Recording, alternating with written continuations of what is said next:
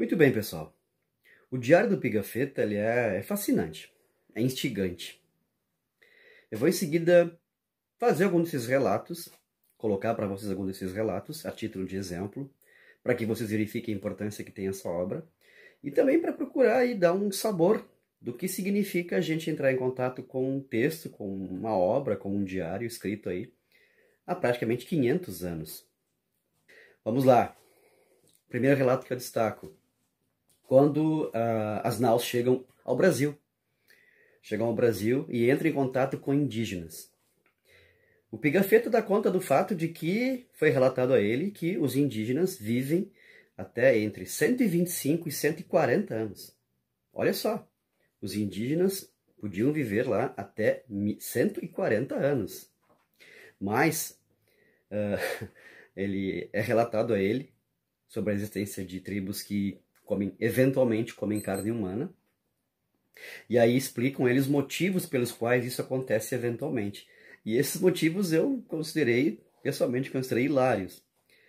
Não é propriamente aquele motivo que está associado à ideia de que os indígenas, numa guerra, enfim, quando eles vencem os seus inimigos, eles comem a carne dos vencidos, dos guerreiros, e com isso incorporam a força, a energia, o vigor dos vencidos. Não, é uma coisa bem hilária, bem banal até.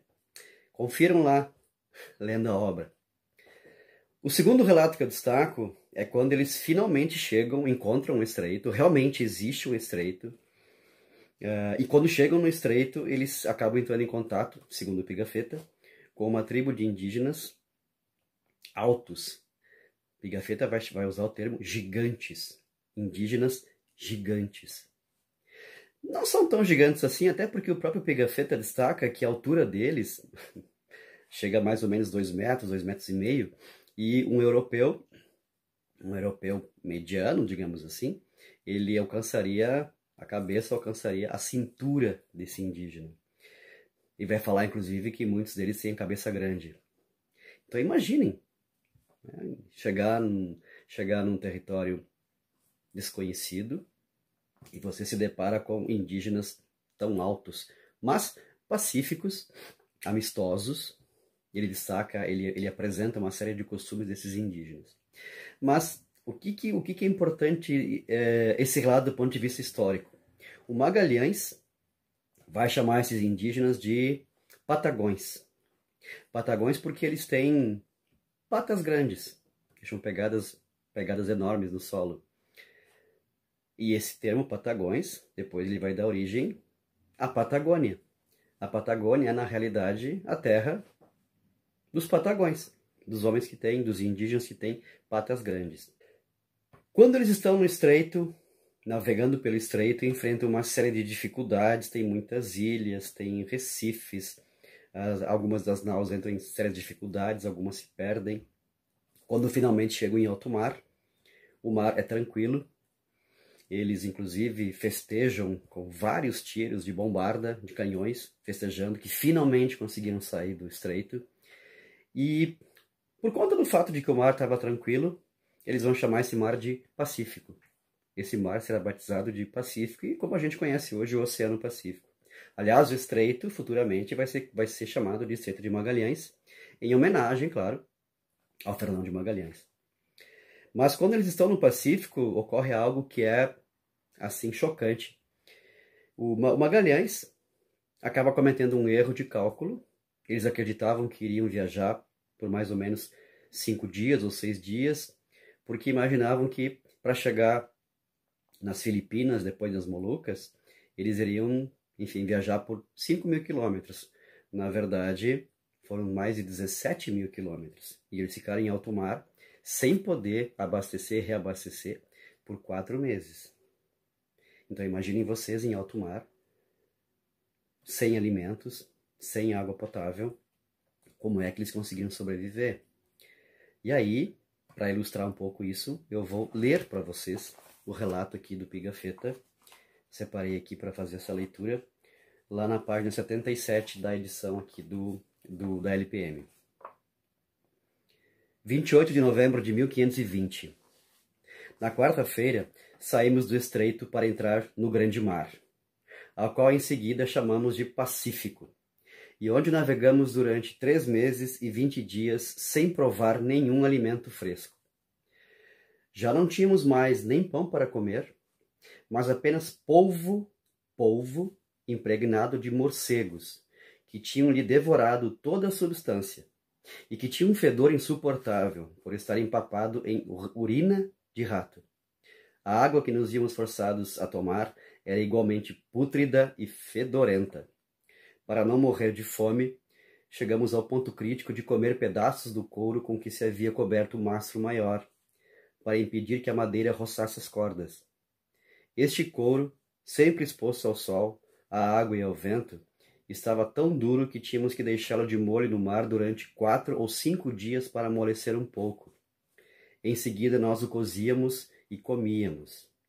Frequentemente nossa alimentação ficou reduzida à serragem de madeira como única comida, posto que até os ratos, tão repugnantes ao homem, chegaram a ser um manjar tão caro que se pagava meio ducado por cada um. E isso não é tudo. Segundo Pigafetta, mas isso não foi o pior. Nossa maior desdita foi nos vermos atacados por uma enfermidade pela qual as gengivas se incham até o ponto de sobrepassar os dentes, tanto da mandíbula superior como da inferior. E os atacados por essa enfermidade não podiam tomar nenhum alimento.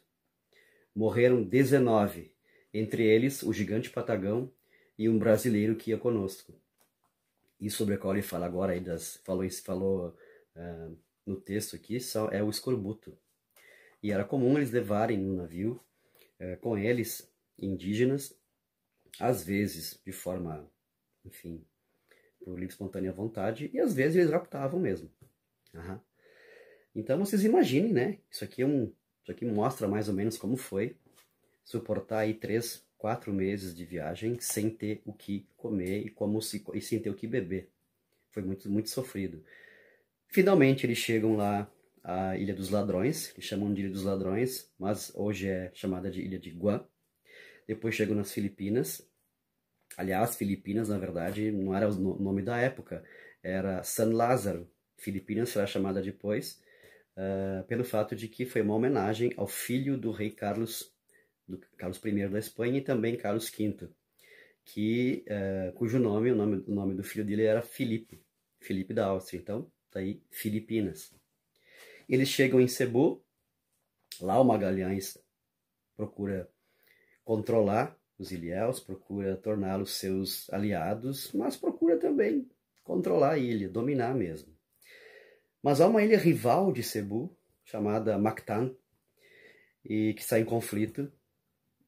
O Magalhães oferece ajuda a Cebu, e ao mesmo tempo o líder de Mactan não aceita a dominação que o Magalhães está procurando colocar sobre essas ilhas, então ocorre um conflito. Nesse conflito, olha só, Magalhães chega com 50 homens fortemente armados, de mosquetes, de espadas, de balestras, e vou enfrentar 1.500 indígenas. 1.500 indígenas armados de lanças, de sabres, de escudos retangulares de madeira, grandes, e de pedras. A luta começa, enfim, os espanhóis e alguns portugueses também disparando lá os seus mosquetes, mas não tinha muito efeito porque os escudos dos ilhéus lá de Mactan estavam conseguindo suportar, conseguindo defendê-los. Claro que teve alguns mortos, mas os espanhóis, então, liderados pelo português Magalhães, acabam tendo a ideia de incendiar as casas. E ao incendiar as casas, os indígenas se enfurecem, vão para cima com muito mais raiva dos portugueses, inclusive com pedras, se concentram no Magalhães, que é o líder. Magalhães é ferido, e ferimento na perna, e desequilibrado, então ele finalmente acaba sendo assassinado com um sabre por um dos indígenas. Inclusive há uma cena, há uma pintura dessa cena, se eu não me engano está lá em Cebu, e que inspirou a capa do livro da LPM, que eu confesso a vocês que eu não gosto dessa capa, né? Dá a impressão que é um livro infanto-juvenil, nada contra, né? Mas um relato como esse mereceria uma capa melhor, né? Há outros relatos, né, muito importantes, destaco aí mais dois. Um deles é que teriam relatado para o Pigafetta, que existiria a ilha de Arqueto, o Archeto, em que viveriam pigmeus, pessoas com estatura mais baixa, e o mais alto alcançaria no máximo o cotovelo de um europeu. Só que haveria uma particularidade nesses indígenas, nesses pigmeus. Eles teriam orelhas enormes, orelhas, para ter uma ideia, Pigafetta relata isso, que a pessoa quisesse se deitar, uma das orelhas poderia servir de colchão e a outra de cobertor. Imagine uma pessoa com orelhas tão grandes, né? Relatam aí também a essência de uma ilha com aquilo que para nós seriam de Amazonas, habitada só por mulheres bem ferozes, que seriam fecundadas pelo vento. Fecundadas pelo vento, e caso nascesse uma criança do sexo masculino, elas assassinariam imediatamente, só aceitando crianças do sexo feminino. E elas rechaçavam com violência todos aqueles que tentassem chegar a essas ilhas. Então, pessoal, eu encerro esses relatos, tá?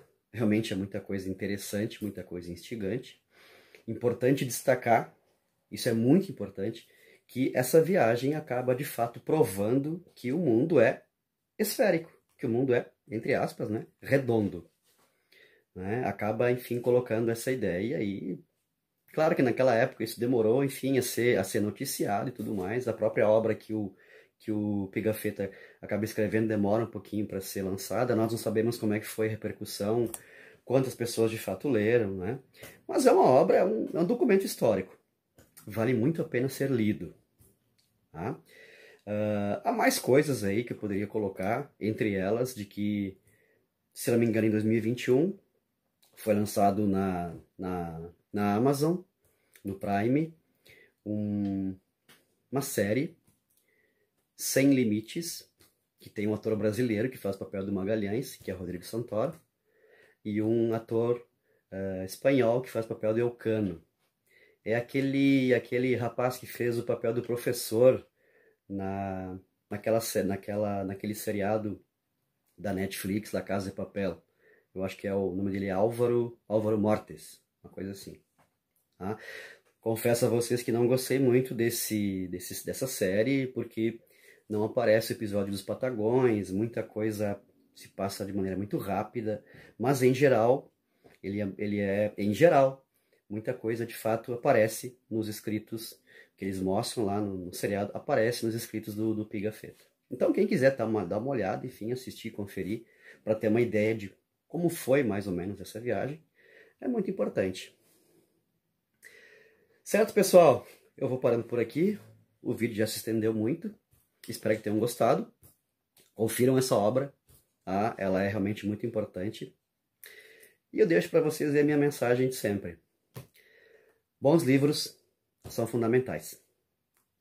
Forte abraço.